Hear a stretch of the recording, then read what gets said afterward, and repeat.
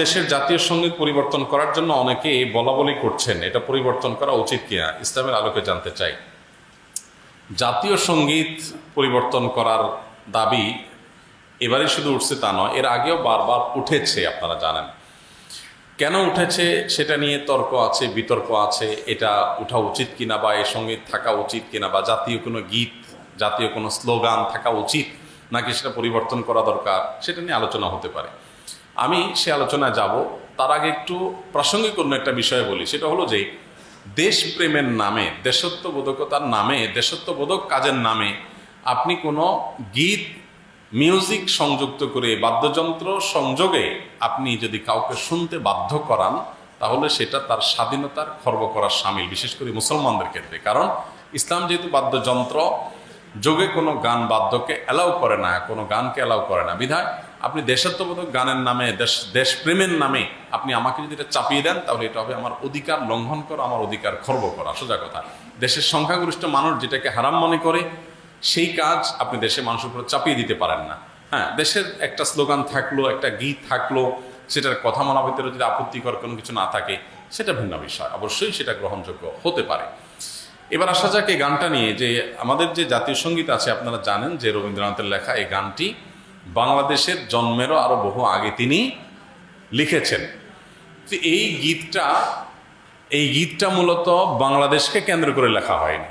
বাংলাদেশকে কেন্দ্র করে যেটা লেখা হয়নি, সেটা কেন বাংলাদেশের জাতীয় সঙ্গীত হতে যাবে, এটা একটি বিষয়। আরেকটা বিষয় হলো, যেই গীতের মধ্যে কোথাও বাংলাদেশ শব্দটাই নেই, সে গীত কিভাবে এদেশের জাতীয় সঙ্গীত হতে পারে? বিধায় আমি তো মনে করি যে এই দাবিটা অযৌক্তিক না, যে আমাদের জাতীয় সঙ্গীত পরিবর্তন করা এটা সময়ের সবচেয়ে গুরুত্বপূর্ণ দাবিগুলোর মধ্যে থেকে একটি। আরেকটা এখানে বিষয় হলো যে আপনারা জানেন যে হিন্দু ধর্মাবলম্বীরা তারা পূজনীয় বা দেবতা তুল্য এরকম কিছু মানুষ বা কোনো ব্যক্তি বা বস্তু থাকে, তাদেরকে তাদের দৃষ্টিতে তারা সেগুলোকে মা বলে সম্বোধন করে।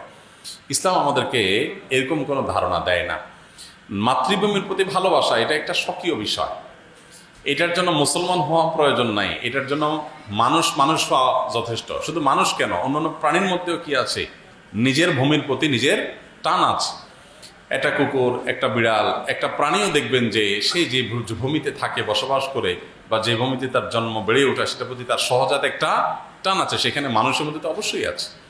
আমাদের প্রিয় নবী সাল্লাল্লাহু আলাইহি সাল্লাম মক্কা থেকে যখন হিজরত করে মদিনায় আসছেন, তাকে যখন কেবলা পরিবর্তন নির্দেশ করা হলো, তিনি যখন ফিলিস্তিনের দিকে নামাজ আদায় করছিলেন, তিনি বারবার করে মক্কার দিকে যেন কেবলা করে নামাজ পড়তে পারেন, নিজের মাতৃভূমির দিকে ফিরে যেন তার সালাত আদায় করতে পারেন, সেজন্য আল্লাহর কাছে বারবার করে বিভিন্নভাবে আর্গুমেন্ট পেশ করছিলেন। আল্লাহ তাআলা কোরআনে সেটা উল্লেখ করেছেন, ফালানুওয়াল্লিয়ান্নাকা কিবলাতান তারদাহা, হে রাসূল, অচিরে আপনাকে আপনার মনের মতো আপনি যে কেবলার প্রত্যাশা করছেন সেদিকে ফিরে সালাত আদায় করার নির্দেশ দান করবে। এখান থেকে বোঝা যায় মাতৃভূমির প্রতি সহজাত টান থাকা এটা একেবারে প্রাকৃতিক একটি বিষয়।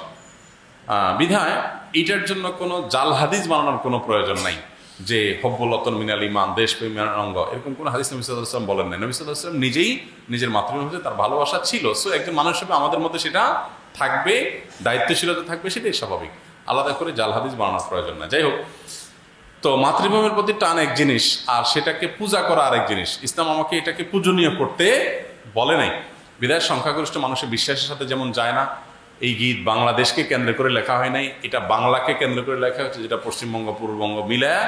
অতএব এই জ্ঞান মূলত এই দেশের জন্য না, যার কারণে এই গীত বা স্লোগান বাংলাদেশের, এটা পরিবর্তন হওয়াটাই হলো যৌক্তিক। এটাকে যারা মনে করেন অপরিবর্তনীয় বা পরিবর্তনের দাবি তুললেই যারা মনে করেন যে বোধহয় সব গেল, তারা কি এটাকে কোরআন হাদিস মনে করেন নাকি, যে কোরআন হাদিস এটা পরিবর্তন করা যায় না, এটা তো পরিবর্তনযোগ্য। অতএব এটা পরিবর্তন করার দাবিটা আমি ব্যক্তিগতভাবে মনে করি যে অযৌক্তিক নয়।